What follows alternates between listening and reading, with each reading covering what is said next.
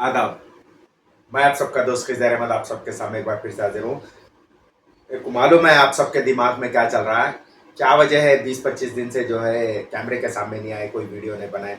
तो उसकी बड़ी वजह है हमारा एक ही फेस में जो है पूरे 17 जो सीट्स है उसका इलेक्शन था।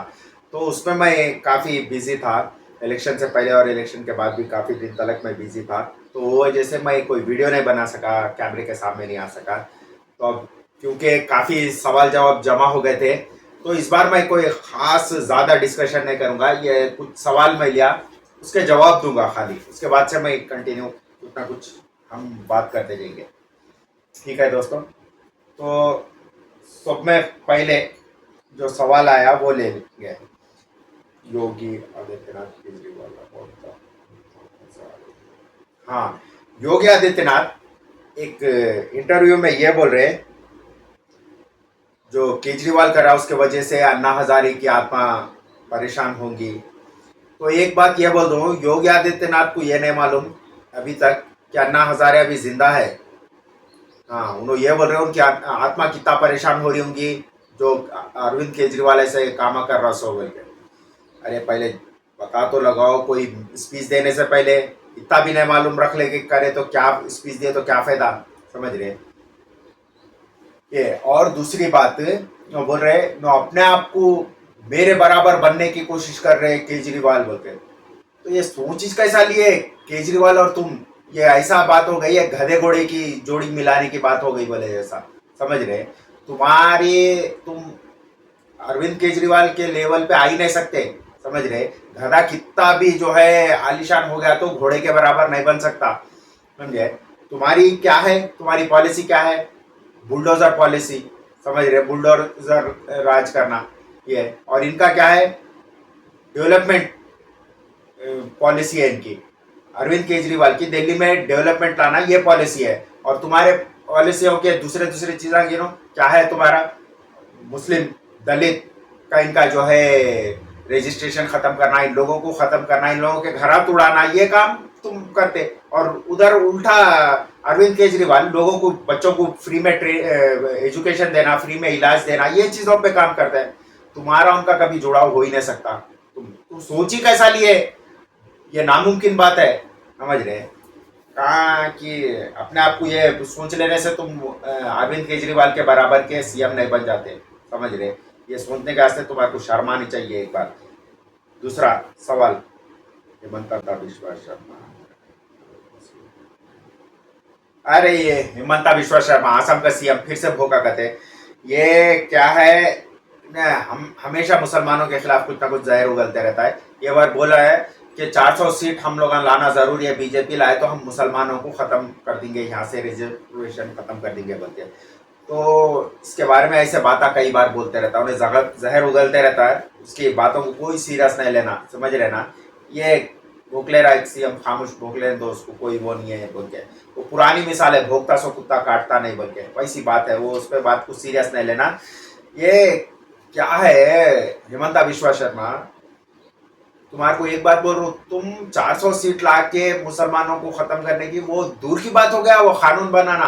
पहले ये सोचो जीतते नहीं जीतते, तुम ना जीतने के कोई चांसेस ही नहीं है, तुम 400 सीट के पार चले जा रहे हैं। तुम जीत गए तो मान लूंगा मैं, वाकई में तुम बहुत अच्छा काम करे बोल के, हाँ इन्हों कुछ ना कुछ अच्छा काम करे इसके वास्ते जीते बोल के, तुम जीतने के ही कोई चांसेस नहीं है।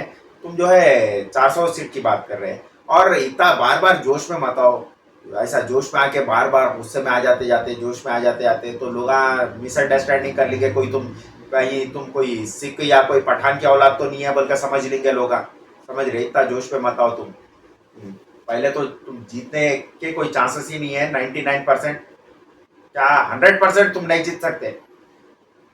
जीतने का, आने का इंडिया गठबंधन के चांसेस है। हाँ ये अलग बात है, वहां पे इलेक्शन कमीशन हद से ज्यादा मदद कर रहा। इलेक्शन जनता खामोश नहीं बैठेंगे, इलेक्शन कमीशन हद से ज्यादा जो बेईमानी कर रहा, सेम जो हाल श्रीलंका में हुआ वो यहाँ पे भी होगा अगर इलेक्शन कमीशन ऐसी हरकत करते रहा तो। बस इसके बाद नेक्स्ट सवाल ले लेते हैं। ये कोई बोल रहे फिर से नरेंद्र मोदी जी मंगलसूत्र के बारे में बोले बोल के, तो मैं पहले भी बोला इसके बारे में, अभी भी बोल रहा हूँ। मंगलसूत्र तो बहुत पहले नरेंद्र मोदी जी आप ही हटा दिए, अब क्या फिर आने का मंगलसूत्र रहने के चांसेस ही नहीं रह रहे, तो आप ही हटा दिए। जब बीजेपी पहली बार जीती कांग्रेस के रूल में 10-11 हज़ार सोने का रेट था। नरेंद्र मोदी जी आए, आते जो है क्या कर दिए, 25 हज़ार 26 हज़ार करते करते 50 हज़ार के ऊपर कर दिया सोने को। और मैं दावे के साथ बोल रहा हूँ, ये सोने का रेट इतना बढ़ने की वजह कुछ ना कुछ जो है अडानी या अंबानी से कनेक्टेड रहता। देखो उन लोग सोने की कंपनी खरीदे या सोने का सप्लाई जो ट्रांसपोर्ट होता है वो खरीदे, कुछ ना कुछ खरीदे, इसके वजह जो है 5 गुना ज्यादा रेट कर दिए। 10 हज़ार के सोने को जो है 50 हज़ार के ऊपर कर दिए, बोले तो कुछ ना कुछ का वजह है। अब पहले जो हिसाब से सोने, कौन सी भी बच्ची की शादी में सोने का मंगलसूत्र पहनाते थे, आजकल वो रहा ही नहीं। कोई अमीर ही जो है सोने का मंगलसूत्र पहना सकना, गरीबा तो जो है सात पीतल का वो है मंगलसूत्र पहना रहे। मंगलसूत्र तुम ही गायब कर दिए और दूसरों पे इल्जाम कहीं को लगा रहे। पहले देखो आराम से मंगलसूत्र अब पहना रहे नहीं पहना रहे गरीबा। ये बातों को ले लेके दूसरों पे इल्जाम लगाने से पहले खुद देख लेना मंगलसूत्र कौन गायब करे, कौन गायब करते, आगे चल के क्या कर सकते, समझे। इसके बाद नेक्स्ट सवाल ले लेते हैं। रूबी का लियाकत इससे ये रूबी का लियाकत बोले कहते हैं कि लोग इस्लाम को देख के सनातन धर्म से जो है इस्लाम में आए, नया मजहब इस्लाम है बोल के। वैसे तो जो है रूबी का लियाकत को यह बात पे केस करना चाहिए, क्योंकि उन्होंने धर्म पर परिवर्तन कर लिया। उन्होंने जो है सनातन धर्म के बन गए, तो उन्होंने इस्लाम पे कोई चीज नहीं बोलना, आप समझ रहे ना। अगर उन्होंने कुछ भी बोले तो इस्लाम की तरफ से उन पे केस उठना। ज्यादातर वैसे मैं ये धर्म के बारे में बात नहीं करता हूँ, लेकिन क्योंकि अब यह सवाल आया तो उसको जवाब देना जरूरी है हिसाब से। अब देखिए सनातन धर्म 1000, 2000, 3000, 4000 साल, 5000 साल की हिस्ट्री है सनातन धर्म की, मैं मानता हूँ। और वैसे क्रिश्चियनिटी की जो है 6000 साल, 7000 साल, 8000 साल की उसकी हिस्ट्री है, ये बात भी मैं मानता हूँ, बहुत से नहीं ये। तो वो हिसाब से इस्लाम के बारे में बोलते हैं। इस्लाम के बारे में एक बात बोल दूँ, हमारे आखिरी नबी मोहम्मद रसूलुल्लाह वसल्लम की पैदाइश 1500 साल पहले की है। इस्लाम 1500 साल से शुरू नहीं हुआ, इस्लाम बहुत पहले से चल लेते हुए आ रहा। कई नबी आए इस्लाम में, मूसा अलैहि सलाम आए, नूह अलैहि सलाम आए, और जहाँ तक कि दुनिया की शुरुआत बोलते हैं आदम अलैहि सलाम, उनको भी नबी में हुआ थे। तो चलो वो हिसाब से मूसा अलैहि सलाम से ही काउंटिंग कर लो, ईसा अलैहि सलाम से पहले कई नबियाँ आ गए, समझ रहे। इस्लाम पहले से चल लेते हुए आ रहा। हमारे आखिरी नबी 1500 साल पहले आए। हम कहाँ पे ये लिखा हुआ है 1500 साल से इस्लाम शुरू हुआ, बल्कि इस्लाम पहले से चल लेते हुए आ रहा।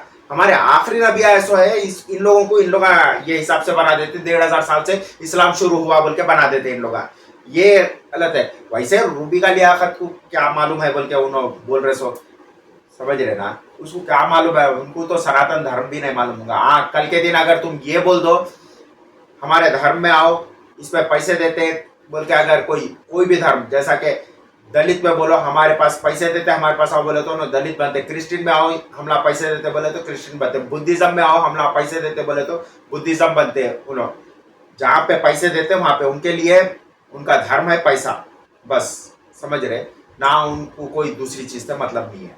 ये अश्योर है, गारंटी है ये इसकी, ठीक है, राइट। अब नेक्स्ट सवाल ले लेते हैं हम। कन्हैया कुमार को दिल्ली में वहां पे कोई थप्पड़ मारा बोल के बोल रहे हैं, तो इसके बारे में क्या ये सही है बोल के पूछ रहे हैं। तो एक बात बोल दो, ये थप्पड़ मारा नहीं, थप्पड़ मारने लगाए सो है, समझे, थप्पड़ मारा नहीं मारने लगाए सो है।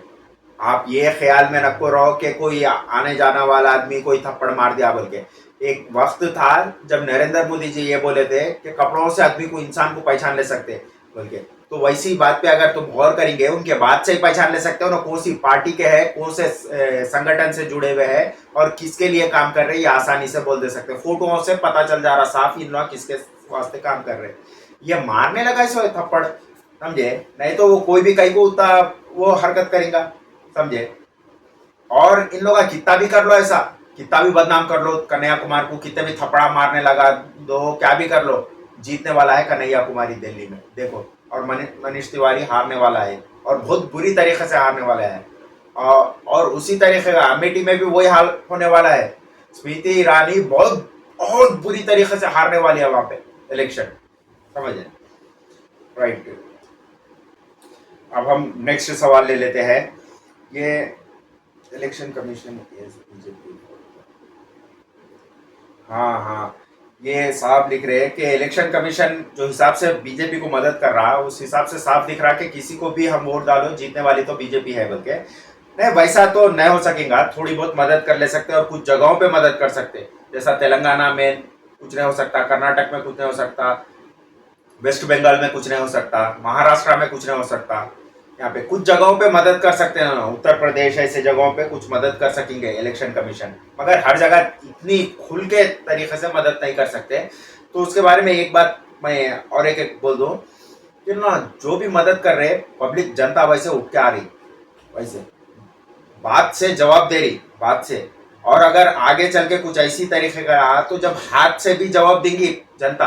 अब ये ना सुप्रीम कोर्ट के हाथ में है, ना हाई कोर्ट के हाथ में है, ना पॉलिटिशियन के हाथ में है। ये इसका जो चल रहा है ये हालात को जनता अपने हाथ में ली, जनता अपनी तरफ से उठ के सवाल कर रही, समझ रहे। कोई पॉलिटिशियन या कोई सुप्रीम कोर्ट सवाल नहीं कर रहा है इस पे जनता सवाल कर रही है, कैसा कर रहा है इलेक्शन कमीशन बोल के। और इन लोग आप जो सवाल पूछ रहे वो जो है बात का सवाल है, आगे चल के हाथ का भी सवाल करते और हाथ का जवाब भी देते। इन लोग ऐसी करते रहे तो, क्योंकि पता चल जाता कौन कहाँ पे कैसा करे, वो हिसाब से आसानी से पता चल जाता। बहुत सारे ऐसे जगह रहते हैं जहाँ पे मालूम रहता कौन जीतने वाले बोले, ऐसा अंदाजा रहता। अब जैसा कि अब 4 मीनार हैदराबाद का ले लिए तो कितना भी करो असदुद्दीन अवैसी साहब जीतते बोल के मालूम है वहाँ पे। वैसे ही वाराणसी वो सेट का देखो, वहाँ पे नरेंद्र मोदी जी जीतते, उनके अलावा और कोई नहीं जीतते बोल के मालूम है। ऐसे जगह रहते जहाँ पे फिक्स, वहाँ पे दूसरे जने जीतना नामुमकिन के बराबर रहता। उसके बाद सारी चीज जनता के हाथ में रहती है, हम चाह के भी कोई भी नहीं रोक सकता, कोई कुछ नहीं कर सकता ना, ऐसा। अब काफी देर हो गई है दोस्तों, एक आखिरी सवाल ले लेते हैं, देखेंगे क्या है सवाल का। Who will be the next prime minister of, ये सवाल अभी तक 1000 बार आ गया, सब में ज्यादा बार यही सवाल आता। ऐसा है कि सब नेक्स्ट प्राइम मिनिस्टर कौन बनेगा बोल के, तो ज्यादातर लोग चाह रहे राहुल गांधी बनना बोल के, लेकिन जिधर तक ख्याल है मल्लिकार्जुन खड़गे को बनाएंगे जैसा है। एक बात तो पक्की डिसाइडेड है कि इंडिया गठबंधन के बारे में जैसे पहले अफवाहें उड़ाए गए थे, या फिर सही वैसे कुछ हालात हुए भी थे, लेकिन अब वैसे नहीं है। इन लोगों की आपस में दोस्ती काफी बड़ी हुई, अच्छी दोस्ती दिख रही, वो हिसाब से बहुत अच्छा काम कर रहे, एक दूसरे को अच्छा सपोर्ट कर रहे, एक दूसरे के इलेक्शन जीतने के वास्ते उन लोगों के लिए रैलियां कर रहे, मेहनत कर रहे। तो वो हिसाब से साफ बात है कि जो भी होगा अच्छा एक कॉम्प्रोमाइज में अच्छा एक डिसाइड करके ही होगा किसको बनाएंगे बोल के।